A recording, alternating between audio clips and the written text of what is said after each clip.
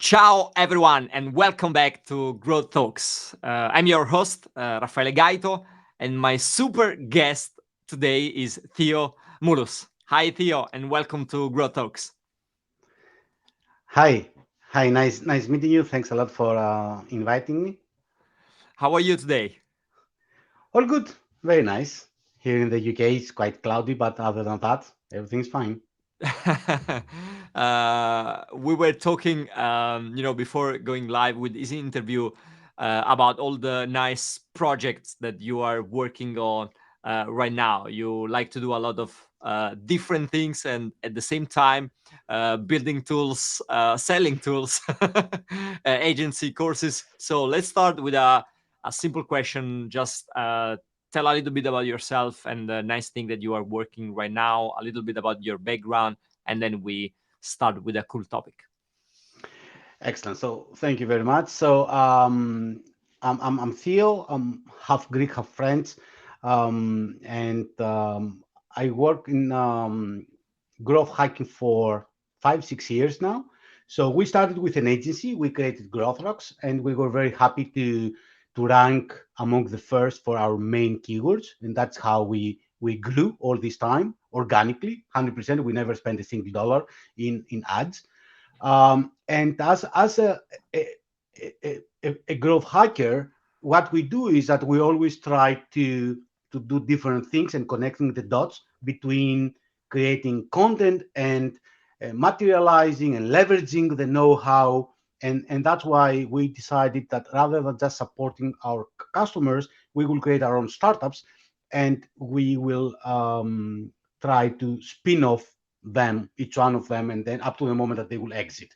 So we are already now in our fourth exit, and we created it's what we call in our terminology, we call it a micro monopoly. And by micro monopoly is nothing more than just um, everything around growth hacking. Because when you search about growth hacking, you may want to find tools. So we came up with tools. We came up also with tools directly, with we call Growth Junkie. And then, or you look for courses. So we came up with Growth Hacking University and different courses with in different formats. And then you may search for playbooks or scripts or whatever. So we leverage and we materialize every single thing that we do. That's the whole idea. That's why what you're saying that we're doing a lot is actually not that we're doing a lot, is that we just monetize all the things that we're doing. That's a big difference, right? Because the focus is always in delivering, practicing, and in practicing growth hacking and implementing customers. But then the idea is that with growth hacking, you have one single ability that you can get an idea and you can create a product out of it. That's the whole thing, and that's the full thing. I started because you asked me about my background. I started psychology. I dropped off from psychology. I moved into accounting, from accounting to computer science, and from computer science to an MBA. So by definition, I'm the typical growth hacker with quite um, wide spectrum of academic expertise, at least. So, and then when I heard about growth hacking, I said, "Wow! Finally, they put a title in what I'm doing and what I like doing, and why I studied all these things, right?" And that's why I moved into that. That was all. Nice, nice. And I love the idea. You said two things that for me are super interesting. The first one is about connecting the dots, and that is super, super smart, especially when you have a huge network and you have, different situations and people and companies. That's super smart. And the second one was that you said we are not doing a lot of things. We are doing just one thing: monetize everything that we do. Because I suppose Correct. that most of the things that you built, they were, at least in the first part, they were for an internal use. So you build something for you, and then you say, "Oh, this is nice. This works. We can, build a product, and then we can sell it to other people." Is that right? Correct. That's absolutely correct. It's very difficult to sell things that you do not create as a raw material. So what Mm. we decided early on is that everything we create, it's not just something we do in a custom manner, but we create playbooks out of that. Mm. For example, when we want to develop something, we don't develop just something for a customer, we create a plugin out of that. And then out of the sudden, we realize that that plugin is being useful for others, right? Other people that we never work with, but they do work with the same, let's say, text, mark tech. For example, we work with WordPress, we work with ActiveCampaign, we work with Zapier, we work with different platforms, and that is, these platforms are part of the playbook. So every time we create something is because there is something missing for doing specific things. For example, we want to do an attribution model in a different way or in a better way than these tools support. And then when we do that, we realize that everybody is needing the same tool, right? And that's why rather than just creating something for that particular customer, we created a plugin. And up to now, we have a ton of plugins, we have a ton of playbooks, and a ton of scripts that we generate, JavaScripts, I mean, that we generate to incorporate into Google Tag Manager. And that's the whole thing, right? So we decided that we don't just implement, but we are in the process of creating content. Mm. So, and by content, I mean code and playbooks, all the things that we growth hackers, we call content, right? Mm. And then, of course, we have the real content. So we do videos, we do blog posts, and all these things speaking about what we're offering. Mm. So that is exactly what you're saying. So it's very correct that rather than just doing different things, we do one things, but we do it in a very highly monetizable way. Yeah, So yeah, and that's quite interesting because it's kind of a mindset, right? So you have to be in the mindset of one, everything is content, and two, everything can be monetized. So you can productize everything you build. and that is absolutely correct. And there are two more concepts that you need to, two mindsets that you need to get into. The first one is that you don't afraid sharing your know-how. Mm. That's also very important because people, they tend to be very protective with the things we do. What we believe, that we operate in the European and in the US market, what we see is that the market is so big that there is no way for you to protect anything. So you can be very open. You can share everything you create because the market is absolutely underserved. So Mm. sharing, I don't see any issue. Sharing content, sharing our know-how, teaching our competitors, that is things that we do every day. So that is the third mindset, very important that you are able to share.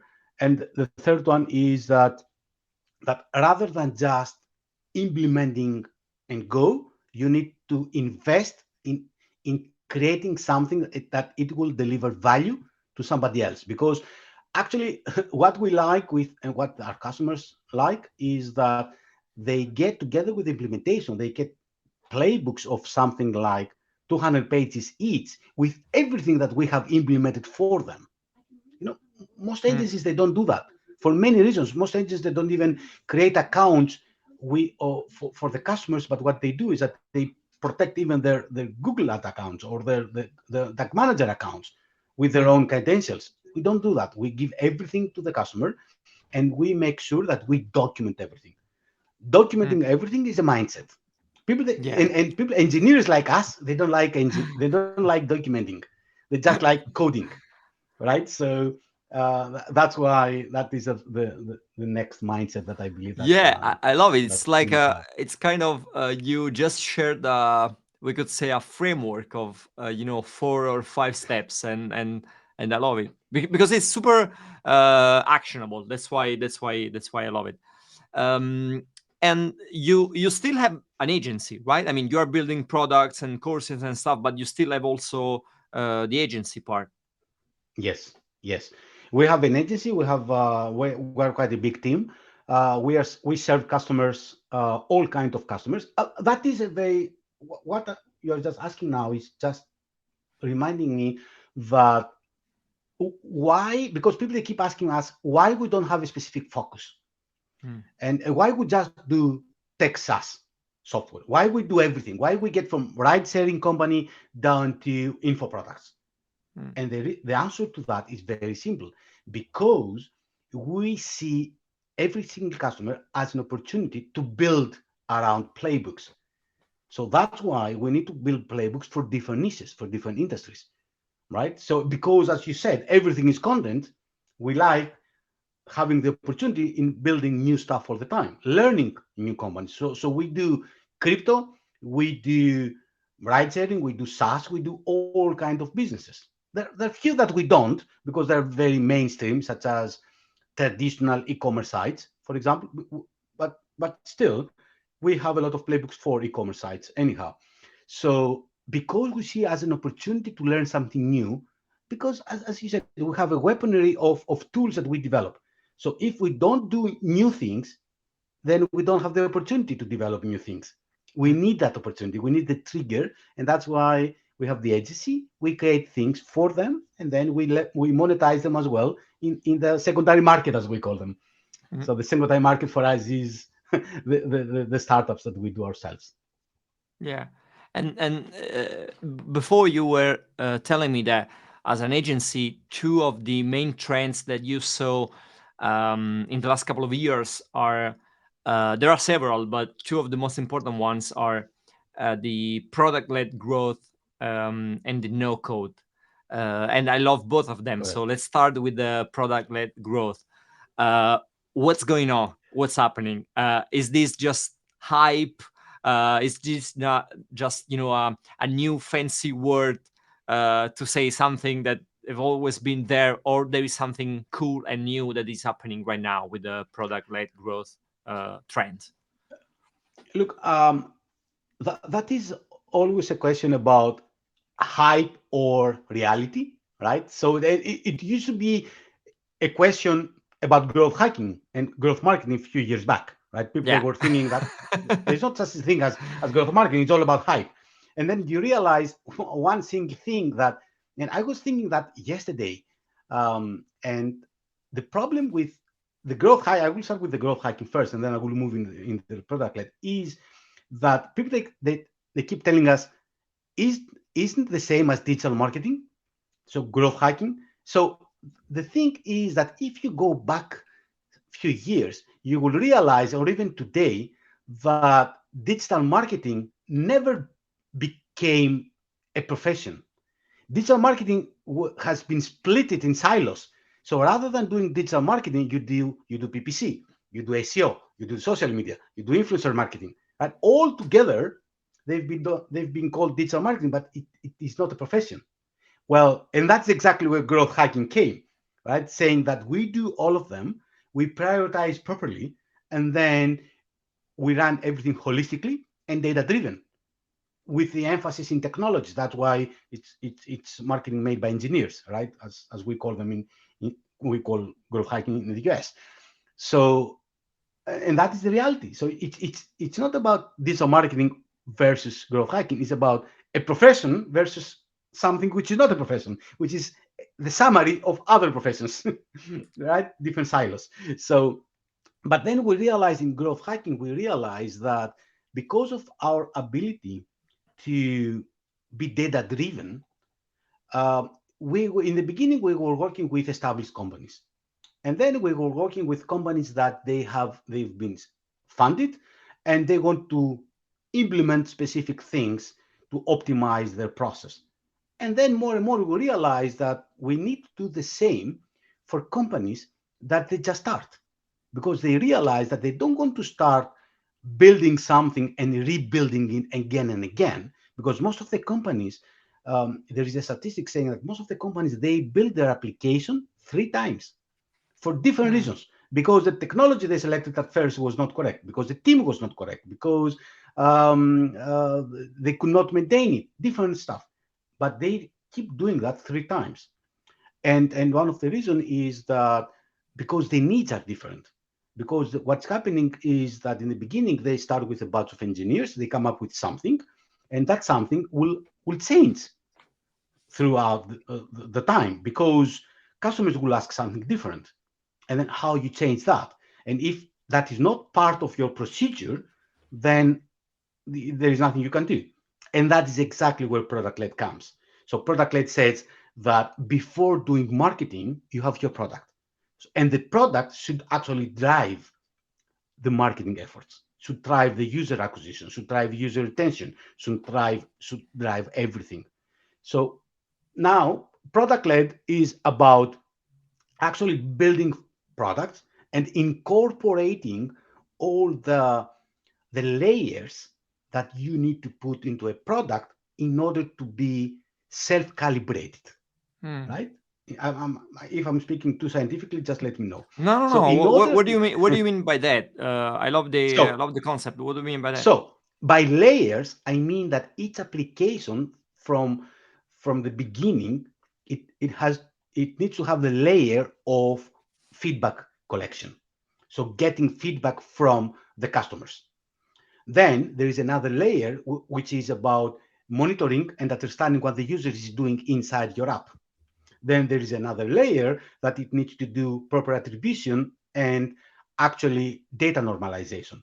Hmm. Then there is another application that needs to do data collection. That is a layer of your app, because at the end, let's assume you have a mobile app or a web app. It's exactly the same thing, or a SaaS product. You have your product, then you have, let's say, ChargeBee, which is the one that will take care of the subscription modeling. Then you have different systems for handling the VAT in different countries, because let's assume that you go globally.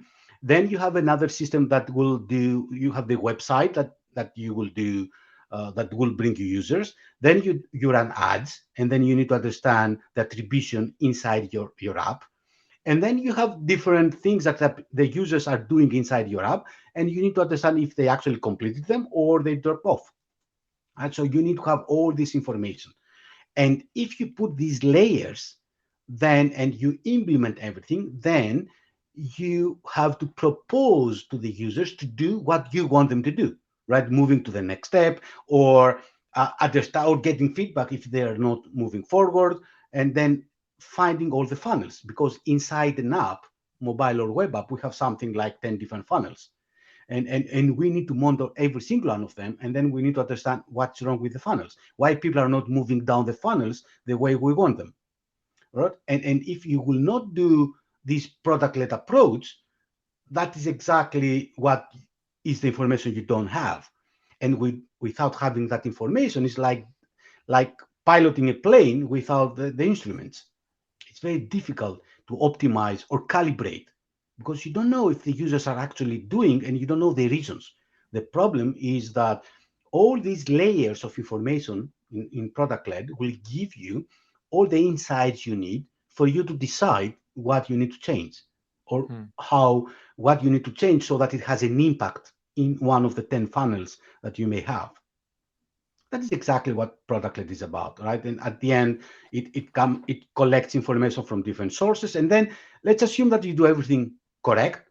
Then you need to have, for example, a CDP platform such as Segment or AdverStack to collect information from different sources.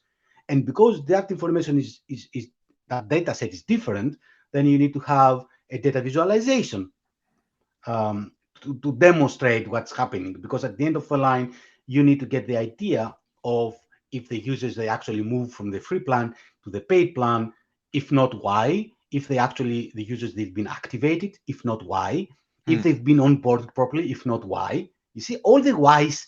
In order for you to get into the whys, you need to analyze what's Hmm. happening, and Hmm. these are different layers of information you need. And I have two questions about it.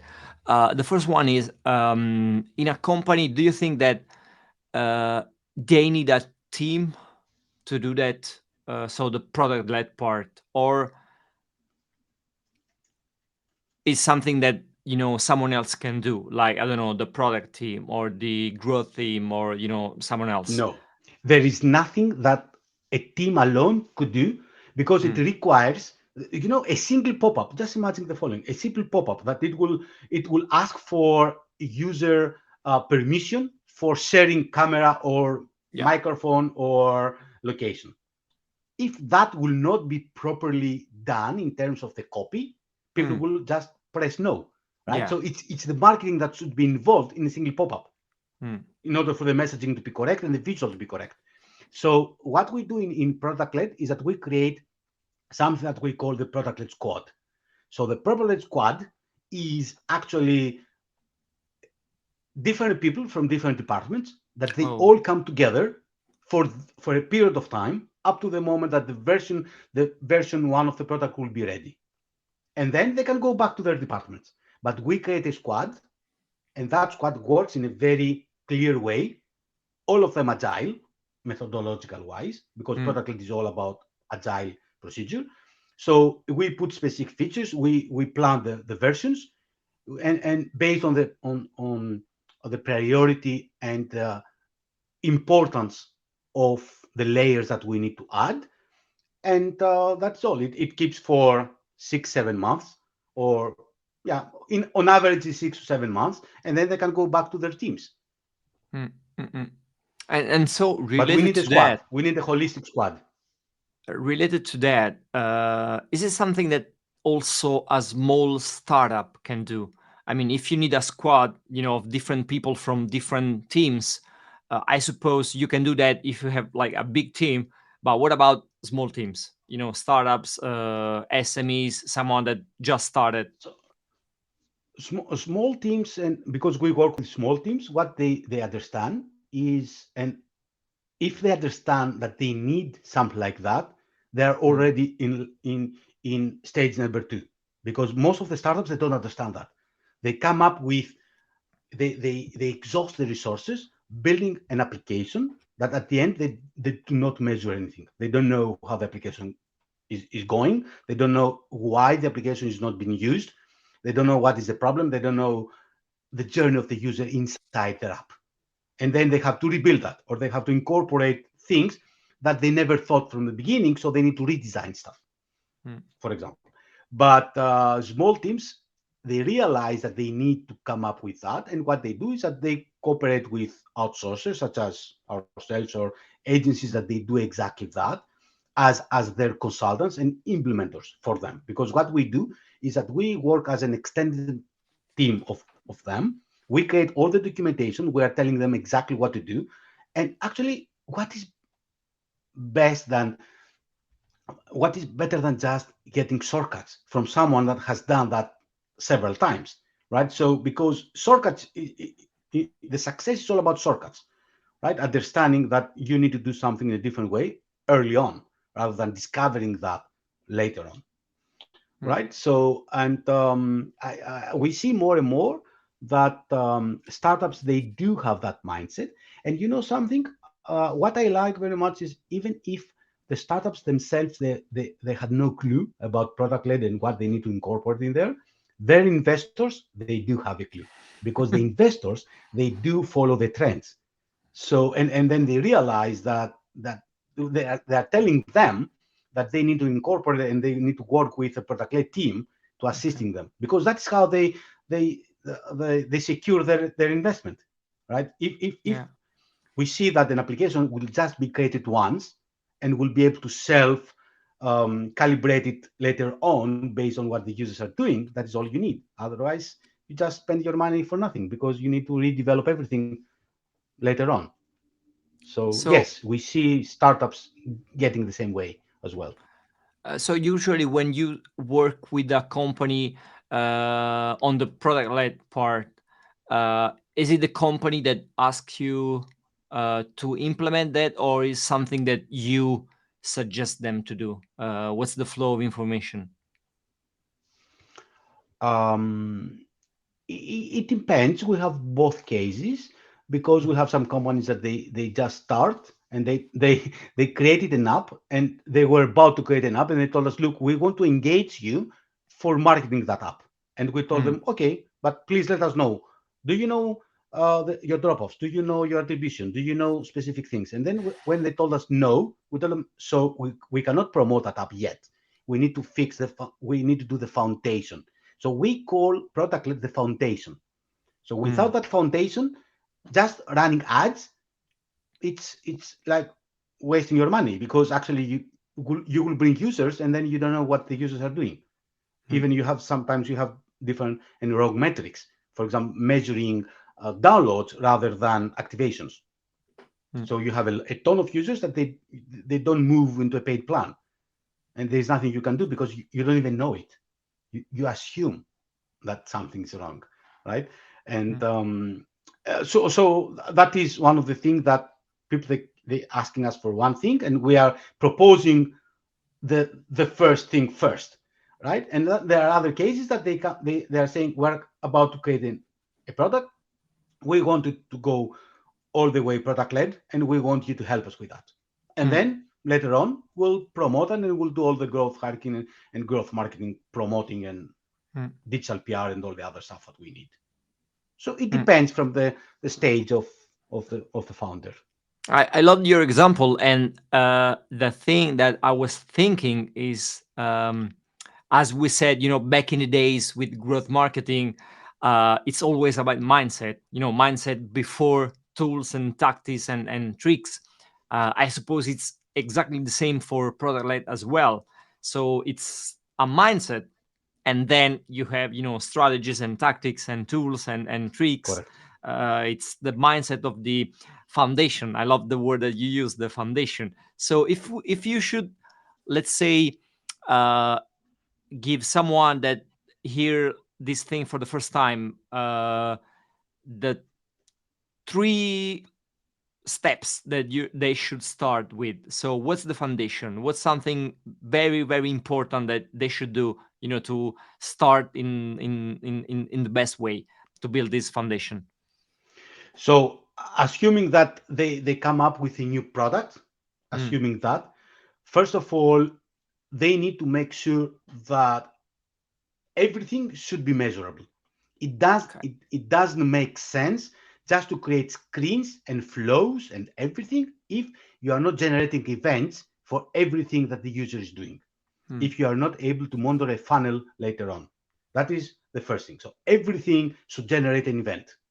mm, Everything, not everything, because sometimes engineers they exaggerate and they create a mechanism for event generation which is not, it's very detailed and it does not provide any real value to the mm, business. So that is where we are coming and what we need to teach them of selecting those events that actually will move their business forward. So the mm, first one is that they need to do that. The second one is that they need to understand where the traffic is coming from. mm, So attribution is very, very important. And because they will realize early on that not all channels that they will utilize to bring users will be equally important. Some mm, channels will bring more users, but those users will never move into the paid plan. Well, mm, some other channels or some other campaigns will bring less users, but those users will actually convert. And so it's very important to understand each user you have in your app, where to attribute that user. mm, And normally attribution is not as simple as it sounds, because most of the users will not just come out of one channel, right? Because you will send them an email, then you will run some campaigns, so then you will run another campaign, then you will do a retargeting, and at the end you will get the user. So to whom you attribute that, to which channel, to the first one, to the last one, to all of the channels equally. So there are 7 different attribution models, so you need to select the one that it makes sense for you. But at the end of the line, every single user that gets into your system, it, it, that user should come with the attribution element. So you need to know where that user came from, right? Because mm. then you know where to spend your money Yep. wisely, right? So that Yeah. more money to that channel will bring more users that they make sense. And so that's the second one, which is attribution. The third one is still a foundation, but is very important, which means not every customer counts, which means some customers are more important than others. Hmm. So it's all about scoring. So we tend to see all customers equally.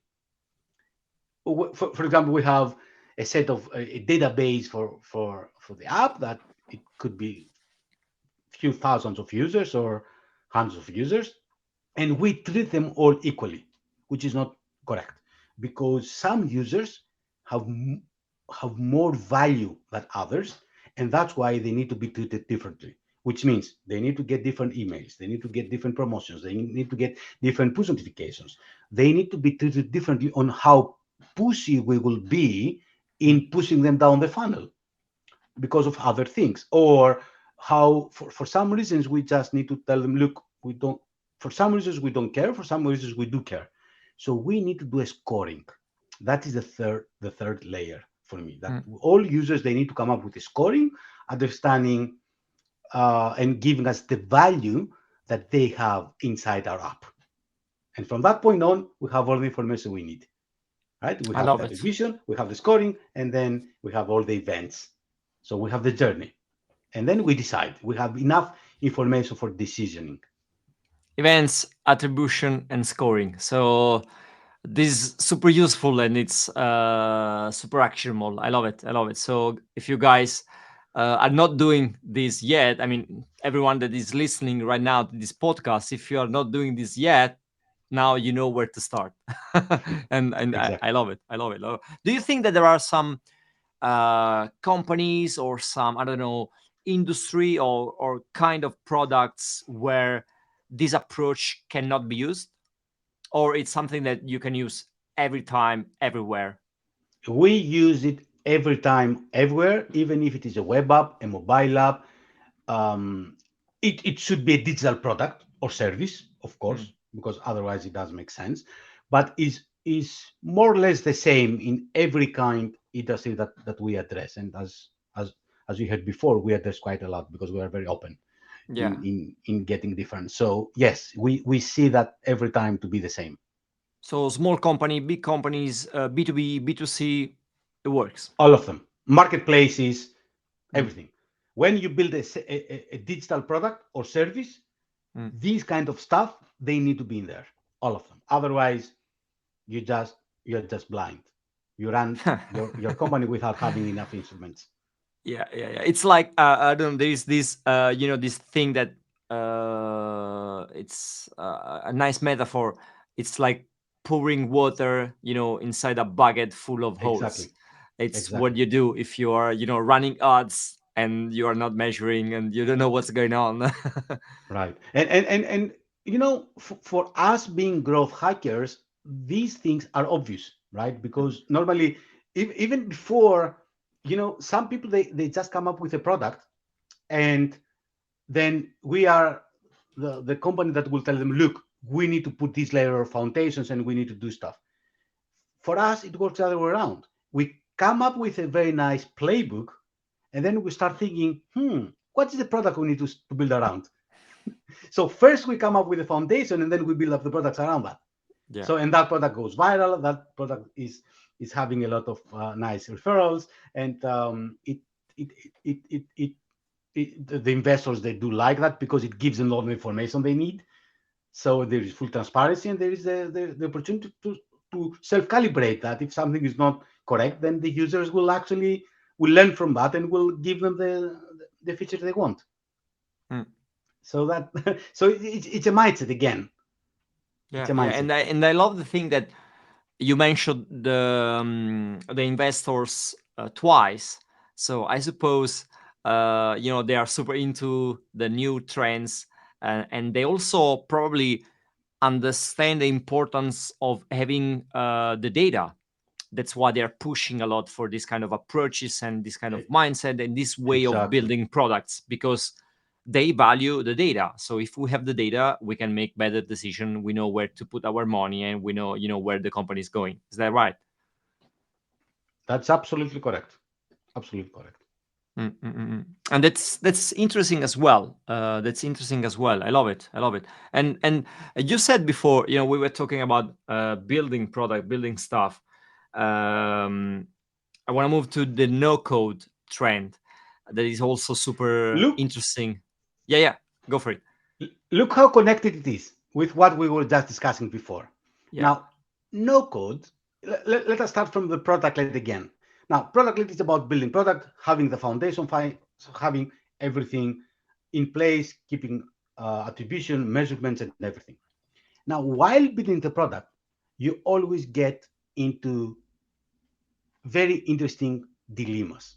For example, assuming that you want to do push notifications to your car, assuming you do a mobile app and you have built all the events and everything, and you can engage your customers by sending them a push notification. The first reaction of the engineering team could be, okay, let's build a system that is sending push notifications. The no-code approach is saying, let's utilize a library for doing so in a way that is way more powerful than just creating something. Because just imagine, what if you could send a push notification based on the scoring? Mm, What if you can set push notifications based on the attribution that we were saying before, right? In order for the engineering team to develop all these things, it would take them ages.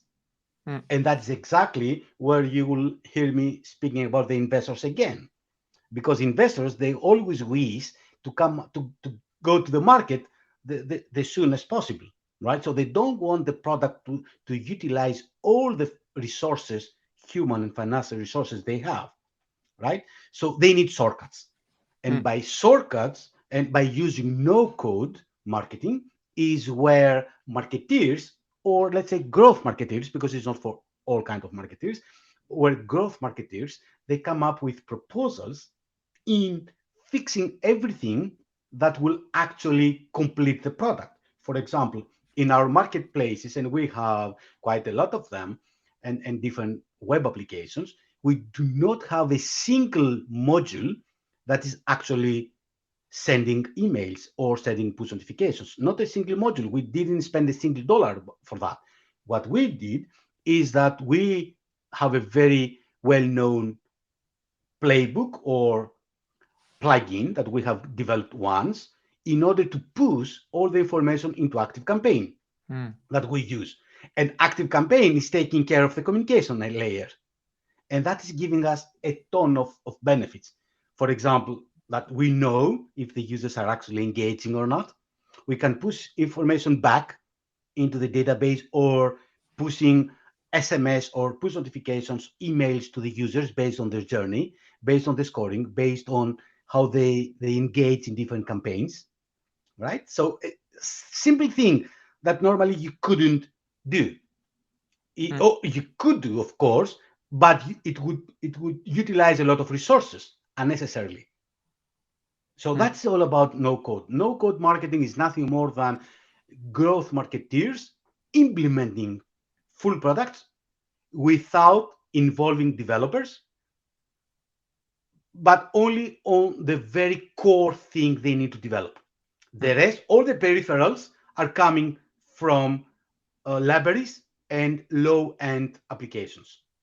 mm, So headless CMS for posting, for example, or CRMs with APIs, so utilizing APIs all the time, connection of different applications all together so that it creates a flow. All these things, it's about no code marketing, and we see that more and more. It's the next level, and I believe that no code will be where growth hacking is today in 2 to 3 years time, mm. because now it just started. It's an evolution. It's We created so many applications, and people, they keep asking us how many developers you have, and when we're telling them that we have very few, the answer is how that's possible, and it is because of no code marketing. Yeah. And I was thinking that uh, we as a growth marketers, we love saving money and saving time. And no Exactly. code, it's what you get with no code. Basically, you save time because you can go on the market with your app or your product or whatever, and you save a lot of money. I mean, you save money because you need less technology, you need less developer, Correct. you spend less time building the product, and so on and so forth. So It's also about leaving developers to deal with the core features of the product. yeah, You don't want them to do emailing. You don't want them to do push notifications. You don't want them yeah. to do peripheral systems, or scoring or whatever. You or referrals. There's so many APIs for that. Mm, That marketers, growth marketers, they do know how to deal with, how to plug them in and make them work as one, right? So they need to focus in their main um, core elements and core features they have. That's what brings the value. If they just do things, second priority things, it's not good for them. It's not good for the business. They need to focus, and we need to focus, and we bring those two words together. Mm. Yeah, I like the idea of focus because otherwise you spend a lot of time building, features and part of the app that are, so standard, so classic, so old that everyone has built them, dozens of thousands of times. So Correct. yeah, it makes sense. I mean, you focus on the important stuff, and everything else can be automated, can be built with no code and these kind of tools. And, Uh, and don't forget that one of the important thing in no code marketing is maintainability. Because mm, even if the engineering team, they have a very fast turnover, so they change it quite a lot. So and we have a lot of cases that the code base is pretty old, or it's very hard to be maintainable. yeah, Now, if you do everything with APIs and low level applications, then you just reconfigure the system, and then everything's there. So you are able to maintain. And mm, just imagine who loves that. The yeah, customers, because yeah. they see new things coming up very easily, and actually is putting together something very nice. Investors, once again, Mm, and also the founders, because they are able to deliver more for less. mm. Of course, you also have the downside that if you use a tool and then the startup failed, the tool doesn't work anymore, something changes in the API. I don't know. They close the company. You have to be really fast in finding a good alternative to that tool, and implementing everything else. And that is exactly our job in selecting the parts of the chain that they work all together, Mm, because the chain is as as um, endangered as one part of the chain, right? So we need to be yeah, very clear that we select the proper plugins, and sometimes we develop the glue among yeah, them. So we use APIs, and then despite the third party, the API will be the same, will be yeah, implemented the same way. yeah. So that's all. So just imagine Zapier. If you have if you decide you use Zapier to get financial transactions or send financial transactions. Now, if you have QuickBooks or Zero, in the other hand, you can change that without understanding a single thing, because you just change some Mm, apps and then you start sending information to a different system. mm. Yeah, yeah, yeah. It's the importance of uh, Interoperability. technological the technological stack, and I think it was exactly the same, when you had to choose what kind of language to use, what kind of Python or PHP or something else or Perl. So Yes. you made a choice for some reasons, and I think you have to make some choices as well when you pick the tools, for probably those are exactly the same reason. So it's not only about the Yeah. price of how much tool costs, but also is it a good company, there's a good connection with different tools, is it stable, and so on and so forth. So You gave me a very nice idea with what you just said, because the metaphor is very clear. Is what you said is about selecting the code. So it was always about Java or .NET or Python or whatever, right? Or Django mm, or React, whatever. It mm, was always the case of selecting the technology. mm. Now, it was never the case that I will not go with any of these programming languages. I will develop my own. It was never the case, right? So in marketing, just bring that in marketing. It's exactly the same. Yeah, You need to use the proper technology. You don't have to develop everything in a custom manner, the same way yeah, that you would never develop your own yeah, language. yeah, doesn't make any sense. Yeah, That's making sense. you are Exactly. recreating the wheel. So yeah, doesn't make any sense. Yeah, I love it, I love it, I love it. Nice, nice, nice, nice. Theo, in usually in the last part of these interviews, we talk a little bit about tools and books. So I'd like to start with tools, since we were talking about no code and a lot of this cool stuff. So do you have any tools that you want to share with us? I don't know, something that you use every day, or something that is really important in your job, or something that you guys build, whatever you think that is interesting for my audience. Um, yes, I feel that there are a few tools that I keep visiting every day that are part of our mark stack. For example, one of the things that I keep visiting every day is Mixpanel, Hmm. because I want to understand what the users are doing. It's a tool. Mixpanel is a tool for product analytics. So even our websites, we have 58 of them. 58 of them. Just imagine that, the number. Uh, they get so the set of information we collect for all these 58 sites on the user's journey is very important for us to decide what that user is willing to buy from us. So Mixpanel is an information. It's just a simple thing. When we get a lead, assuming we get a lead out of one of these sites or for any site that we have for our own purposes, just imagine how important it is to understand what that user read from your blog post before converting it to a lead, Hmm. before expressing the interest in working with you. Hmm. What are the pages that that user visited? What the services pages, the some offers, some free stuff, some blog post.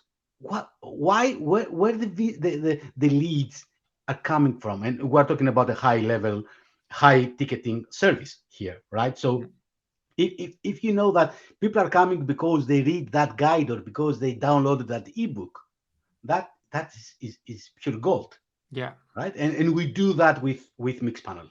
Hmm. We connect Mixpanel with Google Tag Manager and our websites, with all of them are in WordPress. So we got all the information from there with a lot of attribution elements. So, and we push them everything on Mixpanel. So Mixpanel is one of the tools I keep using every day. Hmm. Okay. Now, there are few tools that we're actually working with for content generation. And here Hmm. is a full. The next time we'll discuss about the new trend, which is about AI, right? AI generating conversations, I AI love it. generating images, I love it. AI generating content, right? So we use, in that case, we use GoCharlie. GoCharlie is an AI content platform for many reasons: for generating images, for generating alt text for our images, for creating blog posts that then we start working in order to come up with something really valuable, because AI will never come with something of value, right? Hmm. The concepts, the new concept, what we do is that we generate the concepts, we submit them to the tool. The tool is coming up with 2000 words, and then our growth hackers, they get that copy and they change so that it it it actually becomes a valuable piece of content, Hmm. right? Rather than just a large one, it needs Yeah. to be a valuable one as well. Yeah. So we use GoCharlie quite often for our content generation purposes. Okay, nice. Mixpanel and GoCharlie, you guys will find the links in the description below. So let's move to books. What about books? Do you have something cool on your desk right now? Have you read something useful this Yeah, year? I do have one, which is Let's see. here. Let's see. There are two books that I do like currently. I have them here. So one is the Automation Advantage, and is Hmm. about RPA and the whole thing about automation, because it's all about connecting the dots, right? What is the glue between product led and the glue in no code? Automation, right? Hmm. Is everything working as one single flow. So the Automation Advantage is giving us a lot of ideas of how to automate things and how to glue them together and how you build that automation in a conceptual manner. Yeah. And here is exactly another trend that's coming in our business, which RPA, robot based automation, Yeah. right? It's something that we can discuss anytime. So that is one. And the second one is something I like very much, which is weaponization of everything. So Hmm. how you may turn everything that you have and leveraging and weaponizing everything that you do in your business By weaponizing, I mean giving a real value out of something you create rather than just becoming a side thing. That book is actually discussing about how to create, let's say, spin-offs out of everything you do. Not Nice. it's not on the business terminology, but if you are quite open-minded, Yeah. you can read a lot of things from here and then pass it into the business. So Yeah, these yeah, are the yeah. two books I'm I currently love reading. both of them, and I think I'm gonna add both of them in my wish list for Christmas. But anyway, both books are gonna be linked below in the description. So thank you so much for the suggestions on tools and books. So Theo, before saying goodbye, where they can read you, find you, follow you? So there is, of course, growthrocks.com, and then Okay. there are just alone in growthrocks.com, one of the 58, we have something like 30 different engagement points. So they will not Wow. miss me. They will have the opportunity to get me. They will get my LinkedIn profile. They will get everything. Now, if not GrowthRocks, then it's theomoulos.com. So easy. The name that you have in there .com, that is all, and then they will see everybody. They can see my keynotes, my presentations, my interviews. Everything is in there. So about myself. So that's Perfect. all. So these two Perfect. things, and then it's our job. If you will not be able to find me, something I do wrong, obviously. Well, thank you so much. It was super nice talking to you, and it was also super useful and full of cool insight. Thank you for your time, Theo. Thank you very much. Have a nice day. Bye.